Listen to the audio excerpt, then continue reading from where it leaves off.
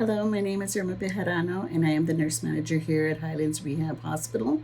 And I was going to take a couple of minutes to just go over some knee and hip education. I want to start with the knee. The knee is a weight-bearing joint that absorbs a large amount of pressure for each step we take. It is about 1.5 times our body weight. You end up developing knee pain when you start to realize that the cartilage is wearing out, which is also known as arthritis, and you start to feel that knee pain. The early signs, the later signs is usually you see some kind of deformity on your knee. Some tips to keep your knee healthy would be to lighten the load of your body by losing some weight, exercising. Regular exercise for aging knees is doing squats at least 3 times a day, knee extensions and stretching. You want to do some walking, biking, but you want to make sure that your knee's always aligned with your hip and your spine. Everything's aligned. If you're doing any kind of tumbling, gymnastics, and it moves, you will have more damage to your knee. If you do have an injury, you want to put ice on your knee right away to avoid having further damage. You need to be careful when you are jogging that you go up and down hills, because that does put a lot of pressure on your knee. Cross training is good for your knees. Any kind of weight-bearing exercise is good for knees. There is some treatments out there. They have knee arthroscopic.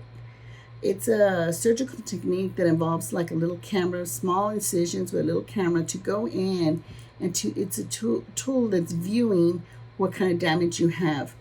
And it's able for the doctor to be able to diagnose, to have a proper diagnosis. Partial knee replacement is when not the whole knee is damaged, just part of the knee.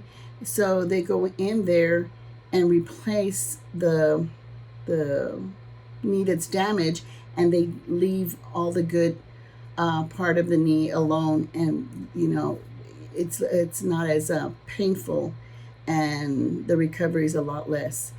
The doctors nowadays with technology are using robotic knee replacement, and that is a tool that the surgeons are able to use. It's a kind of a robotic arm that creates a 3D of the knee for the doctors to be able to see precisely where they're going to be cutting and what they're going to be doing, and where the damage is on the cartilage and in the bone. And this prepares them for the actual surgery.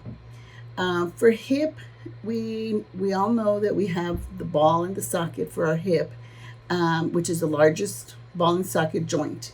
It fits together, and it's able to allow fluid to go through so you could be able to move. Now, as you age, that fluid starts to decrease. So if you start to develop hip pain, it's usually because the cartilage is becoming damaged and worn down. Also, the same tips is exercise, weight-bearing exercises, eating healthy, and quit smoking. Treatments for hip is total hip replacement, where they remove the ball and the socket and they replace that.